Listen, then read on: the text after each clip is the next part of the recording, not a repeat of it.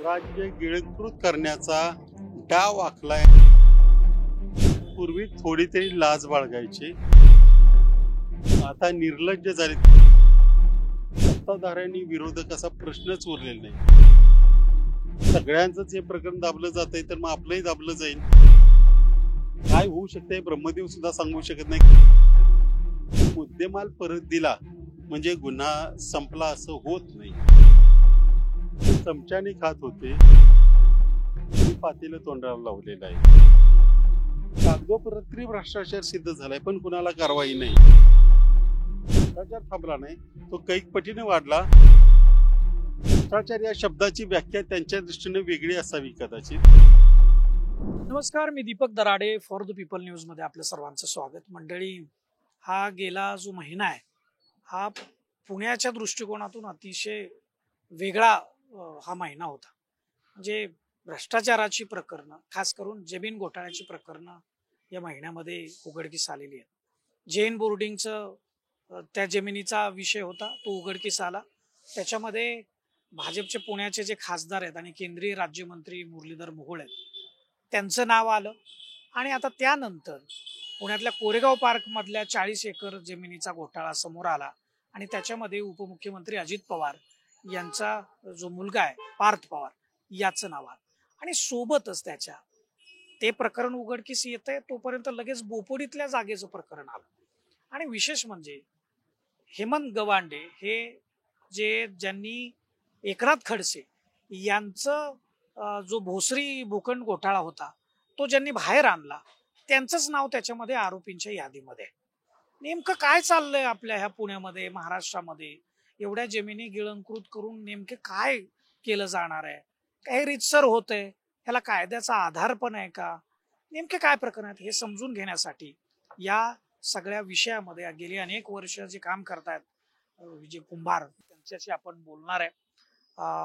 आपलं सर मनापासून स्वागत आहे फॉर द पीपल न्यूज मध्ये.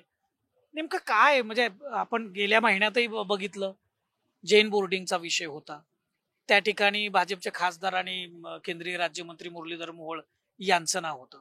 ते प्रकरण कुठं त्याची धूळ खाली बसते ना बसते, तोच लगेच उपमुख्यमंत्री अजित पवारांचे पुत्र पार्थ पवार यांचं हे प्रकरण समोर आलंय आणि त्यांची 2 प्रकरणं समोर आलेली आहेत. कसं बघताय याच्याकडे तुम्ही?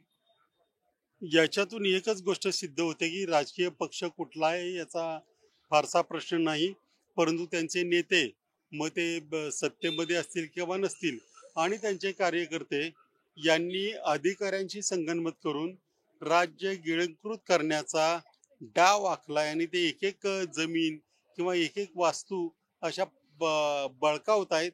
आणि उघडकीला जोपर्यंत येत नाही तोपर्यंत ठीक असतं. उघडकीला आलंय की ती चोरीची वस्तू परत दिली जाते आणि काही गुन्हा घडलाच नाही असंच त्याच्यामध्ये विषय केला जातो. आपण जैन बोर्डिंगचं पण बघितलं की गुन्हा म्हणजे तो व्यवहार रद्द झाल्यानंतर सगळं शांत झालंय. म्हणजे मुरलीधर मोहोळ आता उजळ माथ्याने सगळीकडे व्यवहार करतायत. तर दुसरीकडे इथं आता अजित पवारही म्हणतात की मी पार्थला सांगितलं की व्यवहार रद्द करा. हेमंत गवांडीच्या प्रकरणात ते आता भाजपचे सहकारी आहेत, RSSचे कार्यकर्ते आहेत. त्यांनी एकेकाळी अत्यंत आपण मोठा घोटाळा उघडकीस आणला होता, त्याचं श्रेयही त्यांना जातं. आता ते स्वतःच या घोटाळ्यात आढळलेत. आता तिकडे राष्ट्रवादीचे आढळले, इकडे BJPचे आढळले, तिकडे राष्ट्रवादीच्या अजित पवारांच्या मुलाला माफ करण्यात आलंय सध्या असं म्हणू. ते माफ होतंय की नाही हा बघण्याचा. इकडे आता तोच प्रकार कदाचित हेमंत गवांडेंच्या बाबतीत घडण्याची शक्यता आहे. म्हणजे एकूण काय तर गुन्हे करायचे आणि त्याच्यातून राजरोसपणे सगळ्यांनी सटकायचं आणि एकमेकांची पाठ थोपडायची, एकमेकांचे पाठराखण करायची, हे सध्या चालू असल्याचं दिसतंय. तुम्ही जसा राईट टू इन्फॉर्मेशन ऍक्ट आलेला आहे तेव्हापासून तुम्ही या क्षेत्रामध्ये काम करताय. अनेक भ्रष्टाचाराची प्रकरणं तुम्ही उघडकीस आणलेली आहेत. त्याच्यामध्ये जमीन घोटाळे पण होते, इतर पण होते. खरं म्हणजे ते घोटाळे होत असताना ना आत्ताचे घोटाळे होत असताना काय फरक दिसतोय तुम्हाला? कारण पूर्वी असं नव्हतं की म्हणजे घोटाळा केलाय तो उघडकीस आलाय की त्या व्यवहारातनं माघार घ्यायची आणि मग सगळं शांत होतं. हे पूर्वी कधी ऐकायला किंवा बघायला कधी मिळालं नाही. पण माझ्यापेक्षाही तुमचा अनुभव जास्त आहे, तुम्ही जास्त अधिक याच्यावरती प्रकाश टाकू शकता? पूर्वी थोडी तरी लाज बाळगायची, आता निर्लज्ज झालीत का? हल्ली मी जरा जास्त हार्श शब्द वापरायला लागलोय असं म्हणता येईल ना. कारण पूर्वी घोटाळा झाला तर कुठल्या ना कुठली एक पार्टी ज्याला थोडी न्यायाची सत्याची चाड आहे ते याच्यावर आवाज उठवायचे, थोडे घाबरायचे. ते प्रकरण न्यायालयाच्या भीतीने किंवा कसंही असेल, पण त्या प्रकरणामध्ये न्याय द्यायचा, म्हणजे त्या गुन्हेगारांना शिक्षा करण्याचा प्रयत्न तरी केला जायचा. आता असं काही होत नाही, कुणी कुणालाही घाबरत नाही. सापडला तर फार तर काही तो मालमत्ता परत देऊ, गुन्हा पुढे होणार नाही याची सगळ्यांना खात्री असते. कारण याच्यामध्ये सत्ताधाऱ्यांनी विरोधक असा प्रश्नच उरलेला नाही, सगळे एकच आहेत. फक्त कुणी कुणाचं उघडकीस आणतो का आणि आणल्यानंतर कसं ते लपवायचं याच्याकडे जास्त सगळ्यांचा कल दिसतोय. ज्यांनी एकमेकावर अंकुश ठेवायचा त्या सगळ्यांनी एकत्र संगनमत करून महाराष्ट्र लुटायचा ठरवलंय. त्यामुळे कदाचित आता कुठल्याही गुन्हा करताना कोणाला काही वाटत नाही आणि त्याला उघडकीस आला तरी काही वाटत नाही. मी तुमचं ट्विट बघितलं मी. त्या ट्विटमध्ये हेमंत गवांडेंचं नाव तुम्ही खास विशेष करून लिहिलेलं, त्याचा फोटोही टाकलेला आहे त्यांचा. खरं तर हेमंत गवांडे यांनी भोसरी मधला जो भूखंड घोटाळा होता एकनाथ खडसेंनी केलेला, त्यावेळी एकनाथ खडसे महसूल मंत्री होते, राज्यातले मोठे लीडर म्हणून ते आहेत होते. पण परंतु त्यांनी केलेला भ्रष्टाचार त्यांनी उघडकीस आणला, खूप प्रसिद्धी झाली होती आणि त्याच्यामध्ये एकनाथ खडसेंची विकेट पण गेलीच. आणि आता मात्र ज्यांनी तो भूखंड घोटाळा उघडकीस आणला त्यांचंच नाव आरोपींच्या यादीमध्ये आहे. तुम्ही त्या संदर्भात ट्विटही केलंय. कसं बघता याच्याकडे? म्हणजे जे घोटाळे बाहेर काढतायत तेच उद्याचे आरोपी दिसत आहेत, म्हणजे असं आम्ही म्हणायचं का की विजय कुंभार सुद्धा हे सगळे घोटाळे बाहेर काढण्यामध्ये असतात, भविष्यामध्ये तुमचंही नाव याच्यामध्ये दिसेल का? अशी शंका वाटू शकते लोकांना, पुणेकरांना, मराठी माणसाला. शंका वाटण्यामध्ये गैर काहीच नाही, परंतु हेमंत घोटाळा ज्यांनी ज्यावेळेस केलं त्यावेळेस त्यांना, म्हणजे एकनाथ खडसेच्या विरोधात आम्हीही बोलत होतो, तेव्हाही ते भाजपचेच कार्यकर्ते होते. कदाचित त्यावेळेस त्या कारणामुळे त्यांनी तो घोटाळा उघडकीस आणला असेल. तेव्हाही ते बिल्डर होते. आपले ज्या पद्धतीने हे सगळे प्रकार त्यांच्या लक्षात आले की फार काही झालं नाही, त्यानंतर घोटाळे हे दाबले जाऊ शकतात वगैरे त्यांना कळलं आणि त्यांनी नंतर कदाचित मग सगळ्यांचंच हे प्रकरण दाबलं जातंय तर मग आपलंही दाबलं जाईल अशा हिशोबाने कदाचित हा घोटाळा करण्याचा प्रयत्न केला असावा. परंतु हे अपवादात्मक म्हणून येतं. जे लोक अशा प्रकारे घोटाळे बाहेर काढतात ते स्वतः असं काही करायचा फारसा प्रयत्न करत नाहीत. कारण एकतर त्यांना हे सगळे मिळून हे कोणी ना कोणी बाहेर काढलं याची भीती असते आणि नॉर्मली एवढं घडत नाही, परंतु या बाबतीमध्ये ते घडलेलं आहे एवढं नक्की. पण नेमकं लोकांनी काय करायचं? म्हणजे याच्यावर लोकांमध्ये काय त्यांचे प्रश्न तर त्यांच्या समोर आहेत.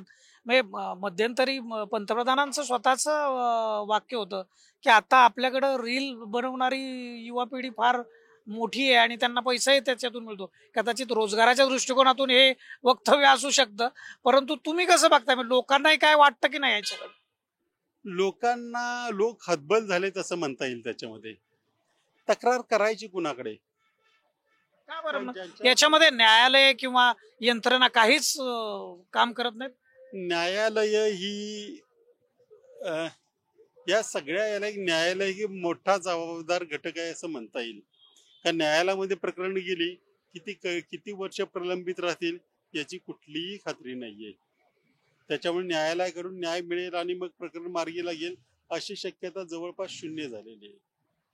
त्यामुळेच कदाचित लोकांचा विश्वास वाढला असेल की आपण काही केलं तरी जिवंत आहोत तोपर्यंत त्या विषयाचा निकाल लागेल की नाही याची खात्री नसल्यामुळे बरेच जण गुन्हेगारी करायला पुढे सरसावत असावेत. आता हे नेमकं प्रकरण काय बोफोडीचं आणि याच्यात काय होऊ शकतं तुम्हाला काय वाटतं?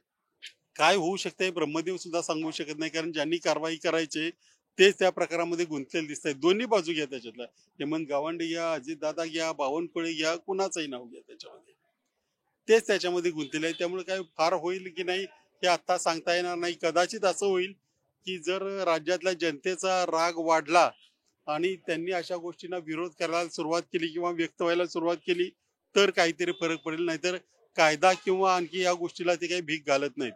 बोपोडीचं प्रकरण असं आहे की ही जागा राज्य शासनाची आहे, त्याच्यावर दूध डेअरी आहे. त्या दूध डेअरीची जागा मागे कधीच तरी कूळ होतं असं दाखवून ती जागा पुन्हा काही लोकांच्या नावावर करण्याचा प्रयत्न झाला.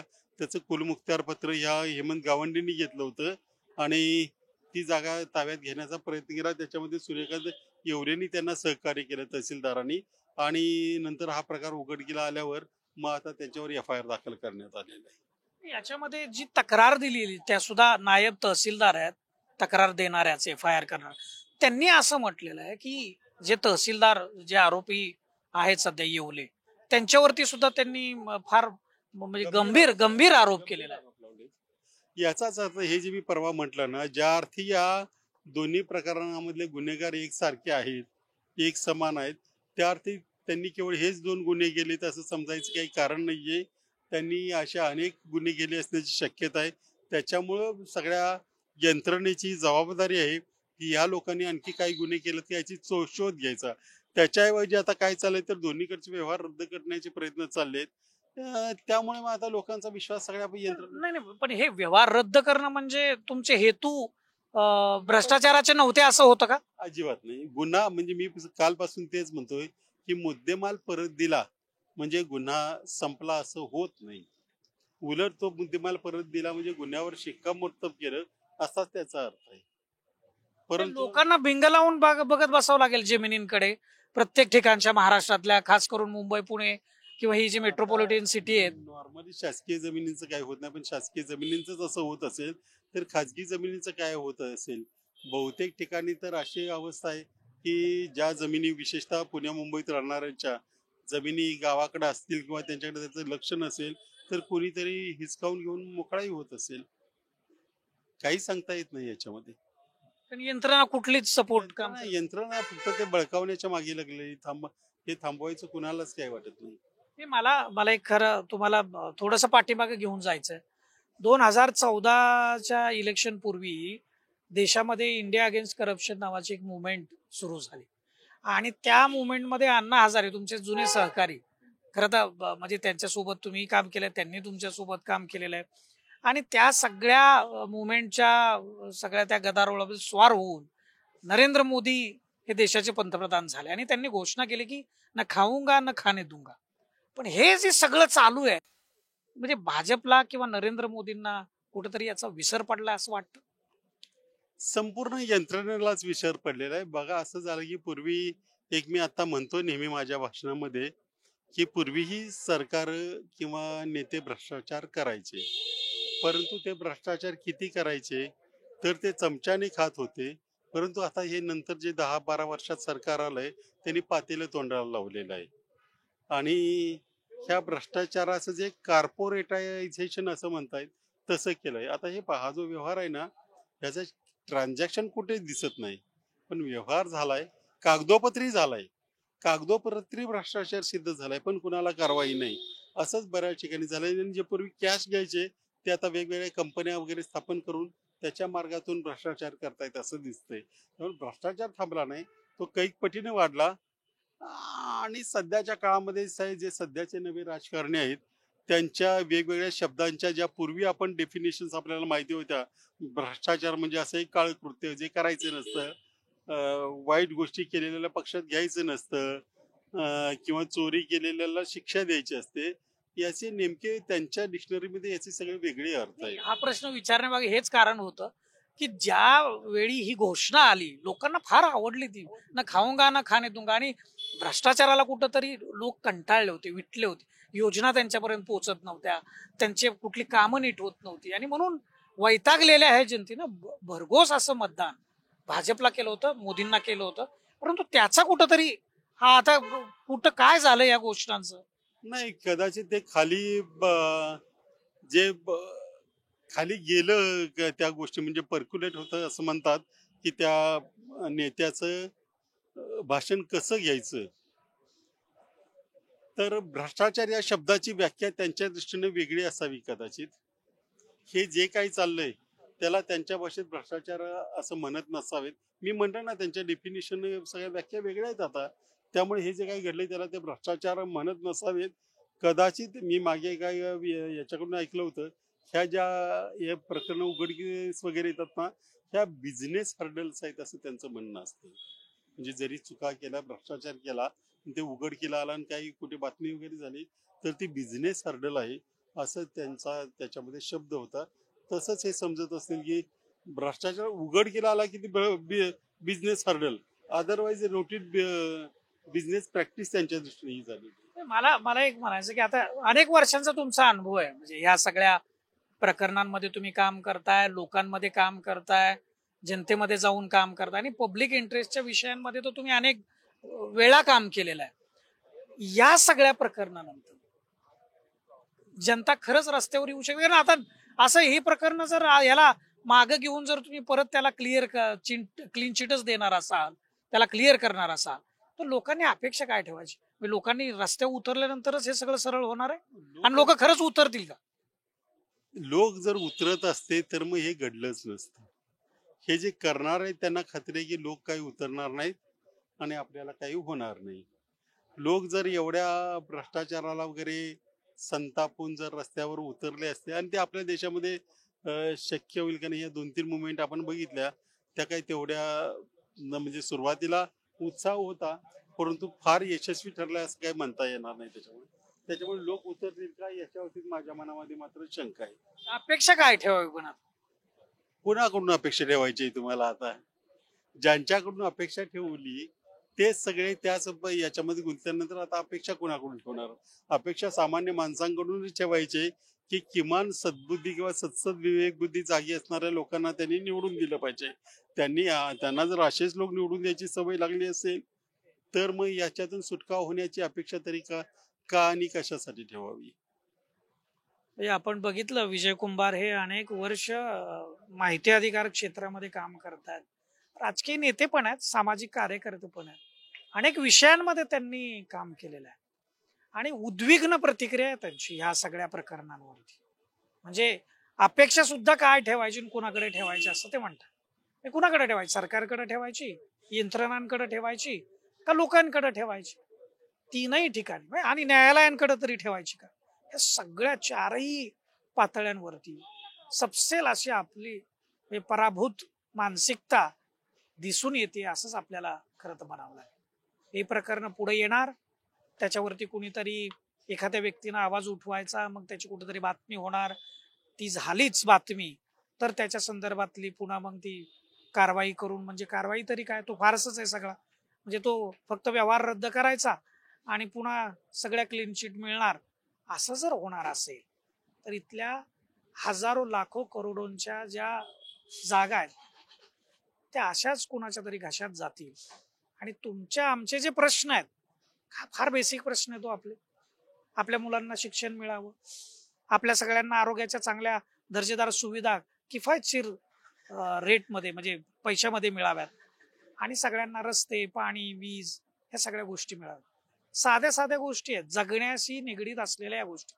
याच्याकडे कुणाचंच लक्ष नाही, याच्याविषयी कोणीच बोलत नाही. शेतकऱ्यांच्या मालाला भाव मिळत नाही हो. 10-15 वर्षापूर्वी जो सोयाबीनला, कापसाला जो भाव मिळायचा ना, ज्वारीला भाव तोच आज मिळतोय. त्याविषयी कुणाला बोलायचं नाही. त्याविषयी सगळ्या कमिट्या किंवा ते आंदोलन किंवा हे सगळं काय दिखाऊपणा आहे का? म्हणजे नेमकी कशाची वाट बघतोय आपण? कॅमेरामॅन रोहित वनकटेसह मी Deepak Darade, for the people news, Pune.